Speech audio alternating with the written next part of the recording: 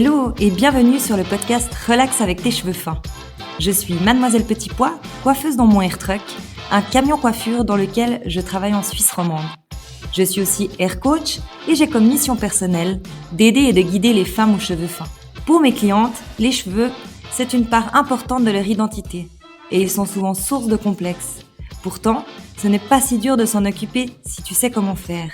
Alors, dans ce podcast, tous les mercredis, je t'explique comment tes cheveux fins fonctionnent, quelles actions vont t'aider à améliorer leur texture, et l'on va aussi se détendre avec des conseils alimentation, méditation et massage. Bref, de quoi te relaxer au quotidien. Bonne écoute!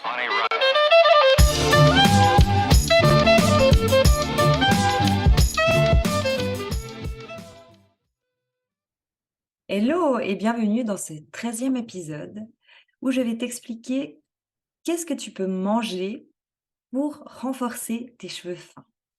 Alors, j'avais envie d'aborder ce sujet. Je tiens à dire que je ne suis pas nutritionniste, mais je suis persuadée que tout part de l'intérieur. Et partir de l'intérieur, ça veut aussi dire prendre soin de son corps, de son alimentation, de boire de l'eau correctement et assez, de faire du sport. Et tout ça, ça se reflète dans nos cheveux. Pas que ça, aussi toute l'émotion, tout ce qu'on vit en fait. Donc je vais pas aller sur ce sujet-là maintenant, mais bien sûr qu'en parlant d'alimentation, je pourrais te dire: «Il faut que tu manges sain et tes cheveux seront beaux». Ça serait très basique.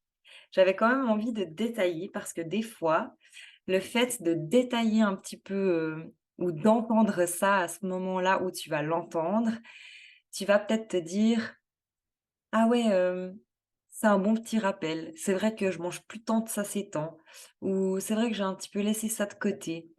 Du coup, c'est un peu le but de cet épisode, c'est, de faire un petit rappel de qu'est-ce qui va pouvoir être bénéfique pour tes cheveux et qu'est-ce qui va pouvoir les renforcer. Alors, je parle de renforcer, du coup, je vais commencer par la protéine. La protéine, parce que les cheveux sont principalement constitués de kératine et la kératine est faite de protéines. Donc, tout est rallié et la protéine que tu vas manger, va consolider la protéine de ton corps et la protéine de tes cheveux. Donc, qu'est-ce qui est riche en protéines? On le sait tous, la viande, mais aussi les fruits de mer, les œufs. Les œufs sont très, très riches en protéines et dans les légumineuses, ça, moi, personnellement, il y a un certain temps, je j'étais pas au courant que les légumineuses contenaient pas mal de protéines et c'est une bonne source de protéines, les légumineuses. Tu vas retrouver les haricots, les lentilles, des pois chiches. Les pois chiches sont très protéinés et ils sont aussi également riches en fibres, donc c'est très intéressant aussi pour améliorer l'état de tes cheveux. Les noix et les graines contiennent aussi des protéines, comme les graines de chia, les noix de cajou, les graines de sésame, les graines de tournesol, les amandes, les noisettes. Et les produits laitiers, bien évidemment, sont aussi riches en protéines, notamment le skyr, que je ne connaissais pas avant. Le skyr est assez élevé et assez protéiné en fait. Et voilà, là, j'ai fait un peu le tour vite fait des aliments, mais des fois, c'est vrai que, il y a des aliments que moi, personnellement, je savais pas que ça contenait beaucoup de protéines, comme les pois chiches. J'ai été, super étonnée et les pois chiches, tu peux vraiment faire extrêmement beaucoup de choses avec. Donc j'espère que ça va t'inspirer. C'est important de consommer des protéines tous les jours et ça va aider, en fait, à réparer, les tissus et reconstruire en fait, les chaînes, protéinées et de kératine de tes cheveux. Donc c'est vraiment important, aussi pour tes cheveux, de manger de la protéine. On passe ensuite à la vitamine C. La vitamine C, en fait, elle est nécessaire à la production du collagène. C'est une protéine qui aide à maintenir la structure du cheveu. Et si tu as une carence en vitamine C, en fait, ça peut t'entraîner des pertes de cheveux, des cassures, un affinement de la tige. Bon, on sait aussi que la vitamine C, c'est bon pour la peau puisque quand on est en manque de vitamine C, on a tendance à avoir la peau un peu comme terne, un peu verte. On ressent peut-être pas aussi nettement dans le cheveu, mais dans le cheveu, bah, ça va créer tout ça, en fait, puisque ça crée vraiment, ça produit le collagène. Bien évidemment que la vitamine C à elle seule ne va pas pouvoir, régler une chute de cheveux ou un problème, lié au stress, un déséquilibre hormonal ou un surplus de médication, on est d'accord. Mais elle contribue quand même, si tu en manges régulièrement, à aider à maintenir la bonne santé de tes cheveux et à la bonne production de ton collagène. Qu'est-ce qu'on retrouve avec la vitamine C comme aliment? Bah, les agrumes, bien évidemment, les kiwis, les baies, les tomates. Tu vas aussi en retrouver beaucoup, dans les fruits, un peu plus exotiques, la papaye, la mangue et les poivrons, des épinards, du brocoli, enfin tous les légumes verts, contiennent beaucoup de vitamine C et c'est important de savoir aussi qu'elle va être assez sensible à la chaleur, la vitamine C et si tu la cuis trop, elle va se dégrader. Donc manger tes légumes cuits, c'est bien, mais mange aussi des fruits, enfin intercale pour pouvoir manger, sur du légume ou du fruit cru, puisque ta vitamine C sera beaucoup plus, élevée que si tu as cuit ton légume ou même très, très cuit ton légume. Si on prend, des poivrons, par exemple, qui seraient en ratatouille et ben, le taux de vitamine C sera plus très élevé. Donc si tu peux prendre conscience de ça, et ben, tu jongles un peu plus entre le cru et le cuit et comme ça, tu es sûr, d'assimiler assez de vitamine C. Maintenant, on va parler des antioxydants et les antioxydants, on n'en parle pas très souvent, mais en fait, moi, c'est mes préférés puisqu'ils sont super nécessaires pour le cheveu fin, le cheveu en général, mais les cheveux fins, pour les cheveux fins, c'est vraiment très intéressant puisqu'ils viennent vraiment booster le cheveu fin, en fait, lui donner, du corps, du boost. C'est vraiment le mot, le boost. Alors, que vont faire ces antioxydants pour tes cheveux? Ils vont aider à protéger et renforcer tes cheveux en neutralisant les radicaux libres.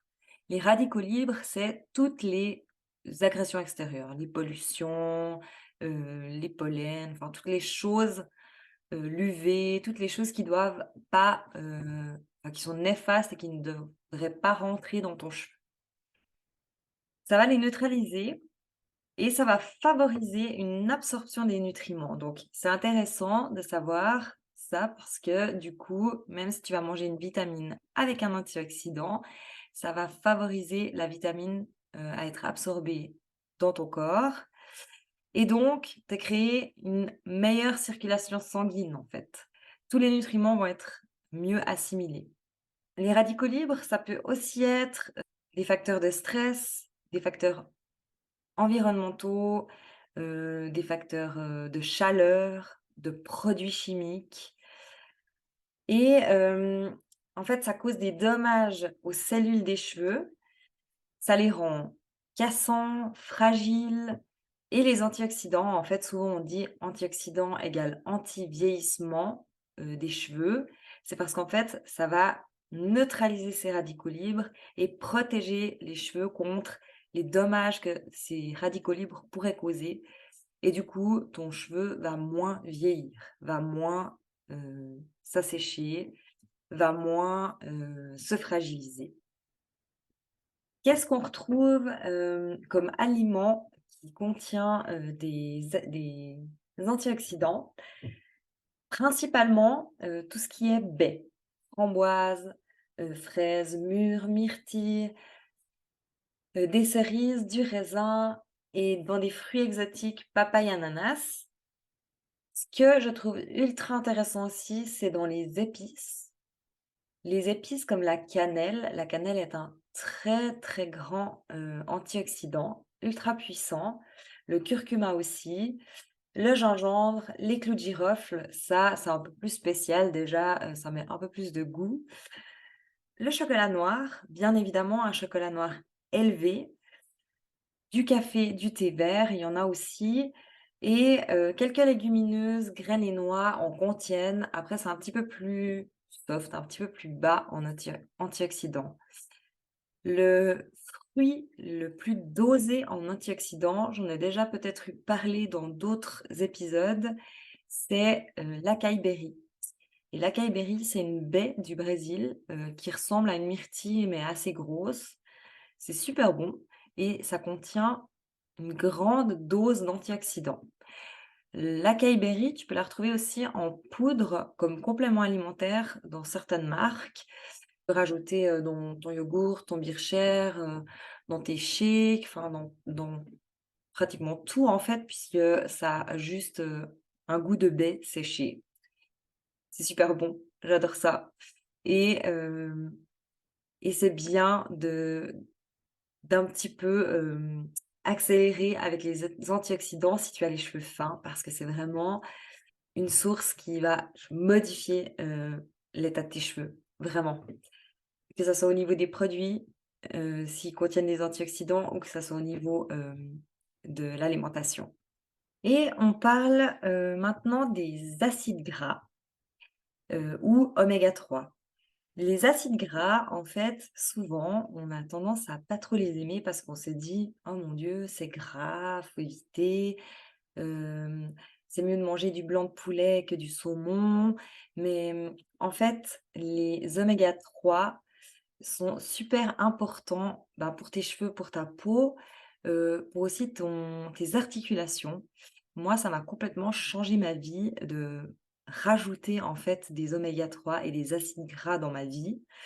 J'en consomme beaucoup plus qu'avant et du coup, j'ai beaucoup moins mal au dos, j'ai beaucoup moins mal aux genoux, et en fait, je me fais une image, mais j'imagine que ça fait pareil dans les cheveux et hem et ça vient comme tout huiler le système, en fait. Et si la vieille machine est huilée et ben, elle est rajeunie, en fait. Je sais pas si tu imagines l'image que je suis en train de faire, mais moi, je le perçois comme ça, donc je te le transmets comme ça. Ils sont bénéfiques pour les cheveux, les oméga 3, parce qu'ils aident à maintenir une bonne hydratation, une bonne croissance du cheveu. Donc en fait, ils dérouillent la machine, quoi. C'est vraiment cette vision. Qu'est-ce qu'on a comme produit qui contient des oméga 3? On a bien sûr des poissons gras, saumon, thon, maquereau, harengs, sardines, truites. Après bien sûr des huiles de poisson. Après moi je suis un petit peu moins fan, mais ça tu peux les retrouver, souvent en complément alimentaire comme du krill, l'huile de krill, l'huile de foie de morue, l'huile de saumon. Je trouve qu'au goût c'est pas transcendant. À mon goût, c'est pas transcendant, mais après en complément alimentaire, pourquoi pas. Les graines de lin et l'huile de lin, très, très, très, très bien l'huile de lin. Les graines de lin, c'est important que tu les casses, enfin que tu les moues pour les assimiler correctement. Sinon, tu les digères comme tu les as avalées et ça fait pas grand-chose à ton corps. C'est une petite astuce que une diététicienne m'avait donnée. Donc, privilégie soit de les moudre, soit de prendre de l'huile de lin. Les graines de chia, des huiles de noix. Les huiles de noix sont très, très bien. L'huile de colza, soja, et puis tous les produits à base de soja. Après, c'est important, pour assimiler correctement et que tous ces oméga 3 aient des bienfaits pour ton corps, pour ta peau et pour tes cheveux, de jongler avec ces, différents, produits et de pas toujours prendre la même. Parce que c'est vrai qu'on a tendance à dire: «Ah bah, moi j'aime bien l'huile d'olive et j'aime bien l'huile de lin, donc tous les jours, je vais prendre ça». Alors que du coup, elles vont être moins bien assimilées et tu vas pas en bénéficier pleinement.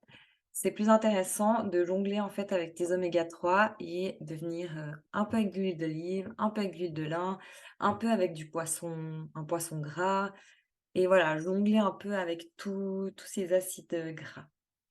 Alors, il nous en manque encore un pour la santé de nos cheveux, c'est le zinc. Le zinc, il va aider à la synthèse de la kératine et le zinc, en fait, tu vas le retrouver dans plein d'aliments. Alors après, je sais pas ceux qui sont le plus dosés et tout, mais là, on est vraiment dans un truc du genre: mange de tout et tu auras du zinc, quoi. Parce que tu le retrouves dans des céréales complètes, dans des légumes, dans de la viande, dans les noix, dans les graines, dans les fruits de mer. Et après, ben, les doses, je les connais pas extrêmement bien, mais dans tous les cas, si tu manges varié, tu auras des bonnes doses de zinc. Je vais pas m'attarder encore plus, sur ça, juste que si tu es en carence de zinc, c'est comme le fer, tu vas avoir, une chute de cheveux, une perte de densité de cheveux et une altération de la qualité. Voilà, et j'espère que ce petit épisode d'alimentation qui est quand même un peu basé pour tes cheveux, bah, va te donner des idées, te donnera envie de cuisiner des nouvelles choses. Alors sur ce, prends soin de ton intérieur pour briller à l'extérieur. Belle journée! Merci d'avoir écouté Relax avec tes cheveux fins. Pour plus d'informations, tu peux aller jeter un coup d'œil sur mon compte Instagram Mademoiselle Petit Pois. J'ai aussi une chaîne YouTube et une page Facebook sous le même nom. Si tu as aimé cet épisode, tu m'aides en me le disant. Alors, n'hésite pas à réagir, partager, raconter ton expérience ou me poser une question en commentaire. Relax avec tes cheveux fins revient mercredi prochain. En attendant, prends soin de toi et de tes cheveux.